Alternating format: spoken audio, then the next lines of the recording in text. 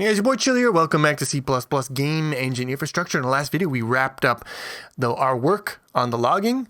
And in this video, I want to knock out my assertion utility in one video. Yeah, we're going to make this one quick.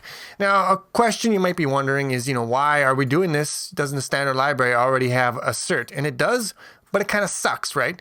You do your assert, you give it an expression, it will print out that expression as a message. But if you want to add like just some kind of explanatory string, there's no good way of doing it. You have to do this dumb bullshit. And even if you do this, you can't, this has to be compile time literal. You can't, put in runtime values. If I want to know what X and Y are, well, too bad. You're out of luck. So yeah, you don't get the values from the expression, and that sucks. You don't get a stack trace. What else? There are some other things you might want to do, like if you have an expression inside of this assert, sometimes you might want to run that whether you're in release or debug. There's no option to do that. You can't have checks that stay in release. Some checks, they're so cheap, you might as well just leave them in there and, maybe just print out a diagnostic to the log if something bad happens. You can't do that with a C++ one. And yeah, there's a bunch of options that we could have, but that we don't have. And so I like to have my own thing so I can add whatever options I want when I want. So let's add some source files. We're going to start with a header that's going to just contain a lot of useful tools for macros. So here we got some macros to concatenate two expressions as a string. So we have some macros to just concatenate two symbols together to turn a symbol into a string and into a wide string. Useful. Now, one interesting thing is these prefixes here. So what is this weird garbage that Chili has cooked up? Well, I want to prefix my macros because macros aren't namespaced, and so it's very easy to have collisions. But I also want to kind of like keep them out of my IntelliSense options as much as possible. I want to basically sort them to the end of the options so that they don't pop up when I'm trying to, just type out normal stuff.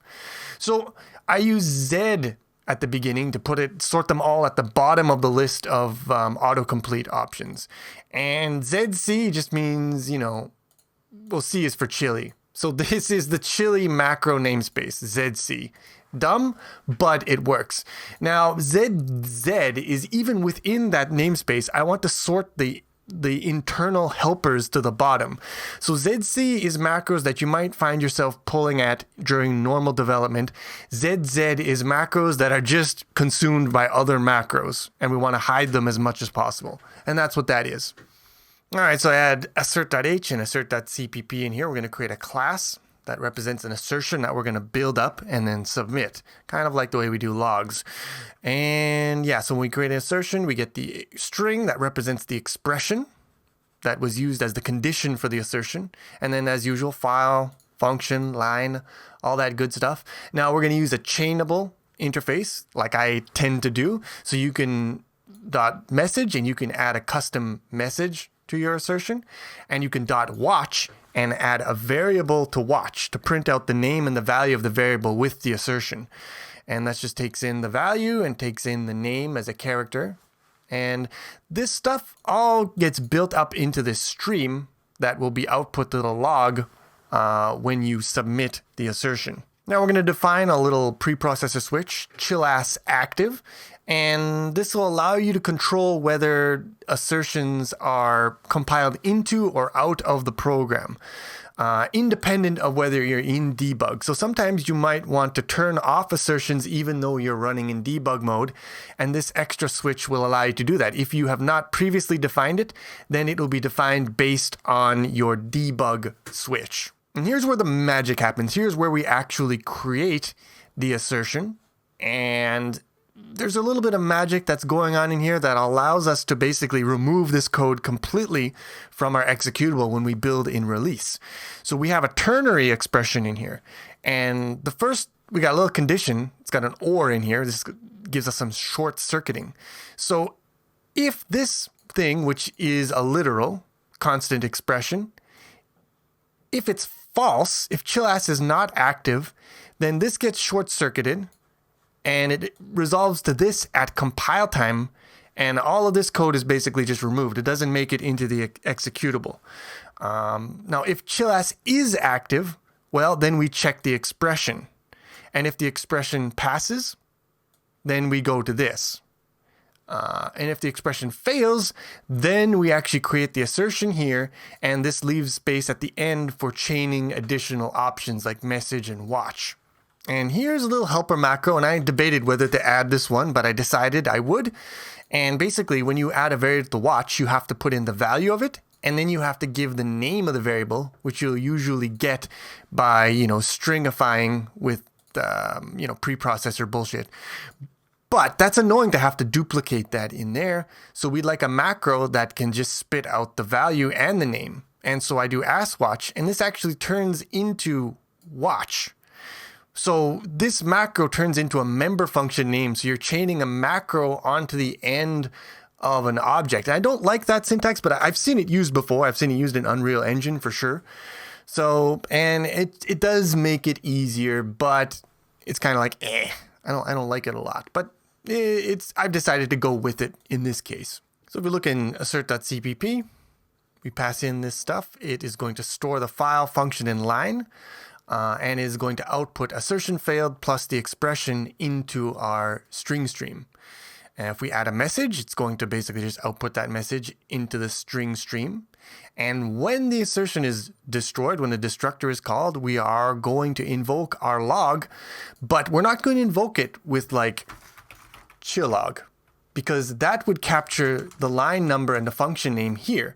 So it would be just assertion destructor. We actually want to capture the line number used when we created the assertion. So that's why we capture them in here, and then we spit them into the log entry builder here. We do a trace skip with appropriate level here. We get the default channel, and we do a fatal. And the string that we put in there is the string that we've built up with our assertion.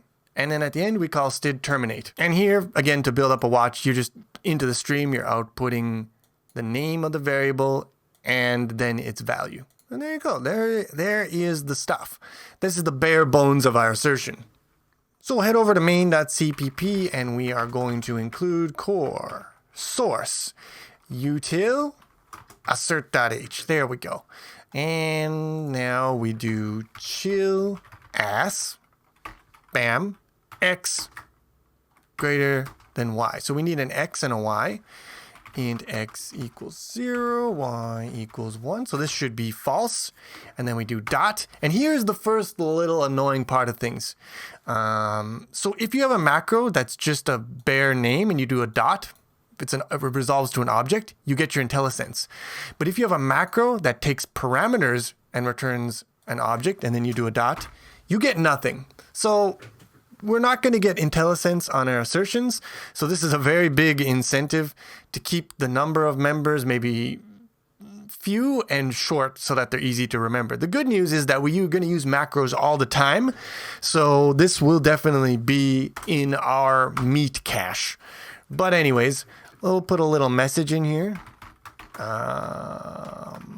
Butts, that's a good one. And we'll do ass watch. Here's our macro, and let's watch x, and dot ass watch. Let's watch y.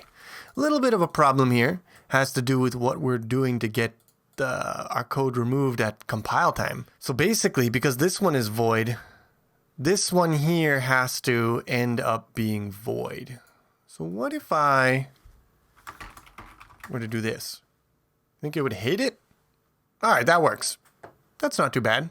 So good. And now we are in debug. If we run this, it should terminate and it should output some stuff to the log. It does terminate. Abort has been called.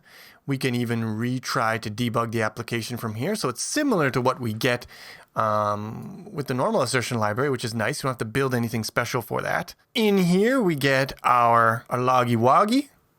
It says here's where we failed. We can double click, go to the line, that's good. We get our message, assertion failed, x greater than y, message is butts, x was 0, y was 1, and yep, that checks out. All right, the next thing I'd like to add in here is the option for an assertion that also works in a release build. We're gonna have two consequences to start off with. Only log or terminate. Good. And then in here, consequence is equal to terminate. Okay, so let's put in here our private variables, consequence. So why do we have this in here? Well, so in a debug build, when an assertion fails, I just want it to die immediately and let me know, get my attention. But in a release build, if a check fails, we probably don't want to kill the program because there's a chance that it might still work. We can sort of pray and hope that it still works. Something has gone wrong. Things are funky, but maybe it'll still work somehow.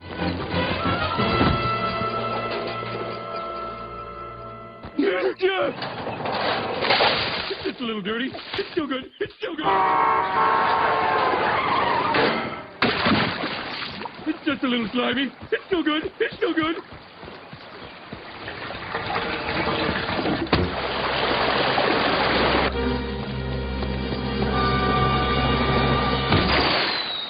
It's just a little airborne. It's still good. It's still good. It's good. So in our destructor, it's very simple. We just do if consequence is equal to consequence terminate, then we terminate.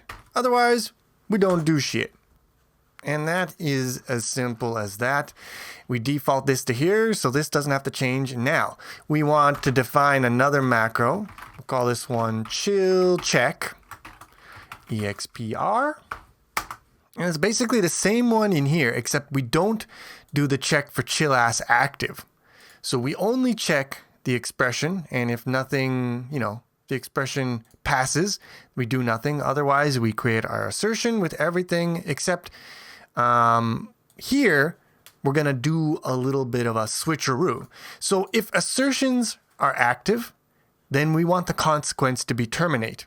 Generally speaking, this means we're running in debug mode. So we want this to terminate to get our attention. But if they're not active, then we just want to log an error and prague. Should this always be a fatal error, or should it not be? That's a good question. If we're not terminating, maybe we should then say, okay, so here's where our fluent interface comes in handy here. So we don't have to specify the level together with the message. We can specify them separately. So we'll say, okay, so the level will depend on what the consequence is. If the consequence is terminate, we do a fatal level. If not, it's an error level. And then in here, instead of doing fatal, we'll just do note. So set the message on the log without setting the level. And there you go. All right, and this might be better. I don't know. Maybe it's better to leave them fatal even if they don't terminate. But we'll just leave it like this. Maybe even want like a separate log level for release assertions that failed. I don't know, man. Whatever. We'll go back into main. Let's see if we can't test this out a little bit. I guess I got to put a void here as well. Now, one thing that we didn't test out that I should have tested, we should make sure that this doesn't do anything in a release build. So yeah, in debug, it dies. Perfect. What about in release? And you can see here in release, no problem. Program exits with code 0. We get no message box, nothing. So assertion is working. Now, chill check should fire in release mode, but it should not terminate the program. And if we look at our output, we get assertion failed, error level, not fatal level, in here. But the program exits with code 0. Now, if we turn this to debug, and let's comment this out, now this one should cause a termination, and it should log as a fatal level. And we get the termination, we look at our thingy here, and that boy is fatal. Abort. Okay, so our release checks are now working. Beautiful. All right, now I want to add another consequence, and the consequence is exception. So now the action taken will be throw an exception. And this is especially useful in runtime checks where you have some system, and if it fails, you have a catch at a higher level that can like reboot the subsystem. So in this case, you might actually, if you see that something's going wrong, you might want to throw an exception early to prevent bad things from happening and to just cause a reboot. So we're going to add a little function here, ex for exception. So this one will throw an exception when you call it. So it has to be called at the end. It returns void, so you can't chain anything after it. What we're going to do is we're going to, when you call it, set consequence equal to, and then we need to throw an exception, and I want a special exception type for assertions. They want to give them their own category of exception. And this is as good as time as any to introduce our exception utility. It'll be very small, very simple, but it will be good. So in exception.h, right here in the utilities, I am defined your boy iException, which is the root of all of our custom exceptions that all of our exceptions in our system will inherit from, and those ones derive from std_exception. It's good to derive from std_exception. It gives a nice base point for other code to be able to catch from if they're not specifically aware of your exception types. And we'll add one in there that's called buffered exception, and it just makes it easier. It adds some boilerplate so you can have a little buffer to put a message in that will be then used when you call what to get that message out again. Will allow you to create exception with a narrow string or a wide string, because std_exception, the what function, is narrow, so it has to be converted to narrow at the end. And then here's where the beautiful stuff happens. Here's where these macros will allow us to easily define new exception types without any boilerplate. So you can create an exception deriving from some other exception type, and it just creates the class. It uses the constructor from the base, and Bob is your uncle. And here I just have an easy one to define an exception that inherits from buffered exception. And in section.cpp, we've got constructor from narrow string, constructor from wide string that converts to narrow, and the what function, and that is going to build up the message for the exception. The exception is actually going to include its own type name in the message. So we can do type ID of this exception to get its true type, because that'll be a type that inherits from buffered exception. Get the name of that, and then add the message if it exists, and then return that. So we build up the final message in the buffer, and then we can return C-string to that buffer. And the buffer is mutable, so we can mutate it when we call what. There you go. We've got our very basic exception utility to make it easy to quickly define our own custom exception types. And then in assert.h, let's include exception.h, and let's define our custom exception type, exdef, and we'll call this one failed assertion. So there's the name of our custom exception type. So here when we call ex, we set the consequence to exception, and then we throw failed assertion. Now we could optionally put a bunch of information in here, like the line number, file name, the expression of the assertion, but we'll just leave it as an empty, no message in here. The information will be logged. When we throw this exception, we're going to destroy the assertion object, and then that's when the logging will happen. Now, when we destroy this assertion object, will it terminate? It will not terminate, because the consequence is not terminate anymore. It's exception now.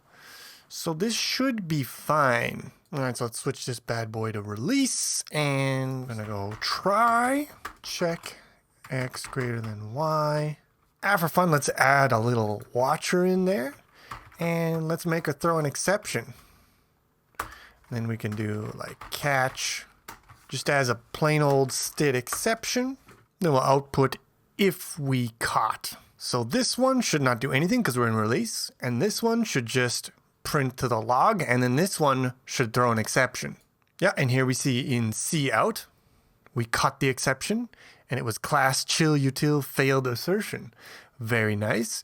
And in our output, we should see the output from this failed assertion from 2 failed checks. So we got one, that's this one here, and we have another one here. And there you go. This one also had a watch associated with it. Very nice. Everything is working as we would expect. All right, now that we got our custom exceptions all cooked up here, we can go back to our IOC and replace some generic exceptions and maybe assertions with custom exceptions. 2 very boring minutes later. Now, this is interesting here. It's saying chill IOC singletons resolve not all control paths return a value, because here we're calling chill ass EX, but then we're not returning a value in this control path here. So how do we fix that? Well, we know that this is going to throw an exception. It's just the compiler doesn't really know that yet, but we can tell the compiler that. We go into assert here. So we can mark this guy as no return because he's guaranteed to throw an exception. Well, unfortunately, this doesn't seem to be good enough. And I think the reason for that is because we have this ternary in here. So it's like, well, this one is no return because we chained an EX on the end. But maybe this one is not no return. It's like, I don't know, even though it's guaranteed not to hit this. But whatever. You know what? It's fine. Just do that. Just return an empty boy. Okay, clean build except for this, which is intentional. So good. All right, now last thing, it's time for some BB, bonus bullshit. So we got this syntax here. We can do .asswatch and then X and then .asswatch Y, Z. What I would like to be able to do is just do this. .asswatch X, Y, rand, whatever you like. So how do we do this? Well, this is going to require some macro bullshit. And this is a bonus. I'm not going to explain all this stuff because it would take too long and many people are not interested. But I'm going to put it in here because I want it. So in macro.h, we're going to add in some extra helpers, some powerful stuff. So basically what these two things do is they allow you to count the number of arguments in a variadic macro. Okay, and what this one is doing is it dispatches to some other macro name by concatenating the number of arguments. So why? Well, that's a good question. So in assert, we're going to get rid of asswatch and we're going to add in a whole bunch of bullshit. So now asswatch is defined to take a variable number of arguments and we dispatch variable arguments to a function named ZZAW, which is asswatch. And we pass it all the arguments. Dispatch is going to count the arguments. It's going to append a 1, 2, 3, 4, 5, 6, 7, 8, 9, whatever is, appropriate. That'll be dispatched to the correct one, which will expand ZZAW. And ZZAW is just our original watch with the expression and the stringified version. So now we can have asswatch that takes in up to 9 parameters and does the stuff, expands it. So this is bullshit. There is my, 5-minute explanation of it. I will not endeavor to go into any more depth because I don't think it's that important. But I mean, if you really want to know about this, if we comment on the video saying, Chile, I want you to go in depth on this variadic macro stuff, make your comment. And if I get, like 50 comments of people who really want it, then I will make a video on it. Otherwise, nah. And so now if we go back to main.cpp, it no longer hates my syntax. And let's turn this into a debug build so this actually runs. And then if we look at our message here, we can see, we got X, we got Y. We also got the value of when we called rand, 41. Beautiful. That's all working as intended. For the record, there are probably more elegant ways of doing this that I know of, but they also require more expansions, so they might make compilation a little slower. This one's fine. This one's fine for what we've got. But yeah, we are done with, this is all the stuff that I wanted to do for assert, and same with logging. But this isn't an exhaustive list of everything I would want to add, just the bare bones features that I wanted to get in from the beginning. We could have custom dialogues, we could have, tracking so that if you hit the same assertion multiple times, you can ignore it after the second time. So yeah, plenty of room for improvement, but this is already doing pretty good. It's already, I think, an improvement over the standard library assertion for sure. So after wrapping up recording, I noticed some things and I made some changes, and I just want to tack that on to the end of the video here. So do a little recording in post. All right, so first thing I did, I didn't like the way we were handling the return, just returning an empty pointer in this situation. I wanted to make it a little clear. So I created this no return utility that you can call when you have a function that doesn't return anything, or you want to say this code path doesn't return.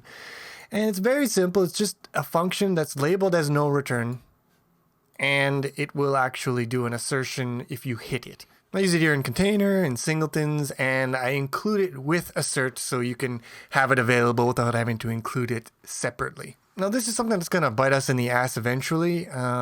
We should really put, when we make these macros, we should put the full namespace, not like a sub namespace, because people outside of the Chili namespace might eventually want to use these macros. So we're just putting the full namespaces in here, and yeah, that's that.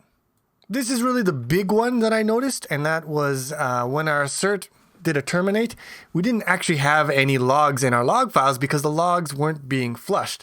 Generally, you know, OF stream is buffered, and so you have to flush it manually. Normally it gets flushed when the destructor gets called, but when you do std terminate, you don't have any cleanup. It's just, you're dead. Now you're dead. It's over, baby. It's over. So what I did was in channel, I added to the interface a virtual flush function, and also into the default implementation of channel, I added flush. And all that's going to do is it's going to call flush on each driver. So obviously the driver interface is also going to need flush. And then implementation on MSV debug doesn't do anything because there's no flushing involved. But in the file driver, that is going to call flush on the file object.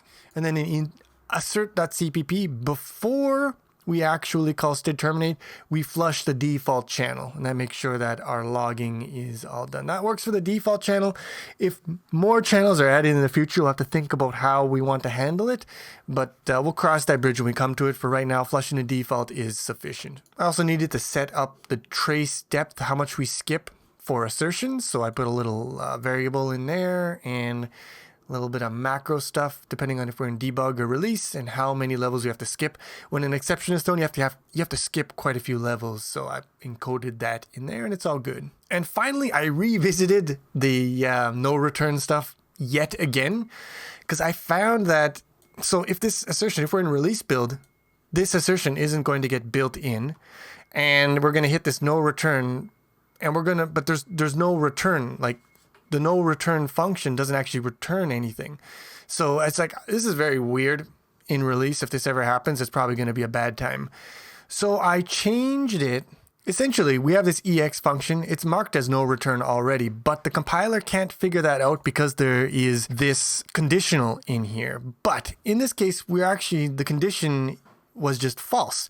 So I make a special macro, chill check fail, and so that's just the case where it's always going to be false. And then I can remove the ternary operator, and in that case, this no return EX works fine. So now we don't need this here, and it is the compiler is told that this is guaranteed to never return.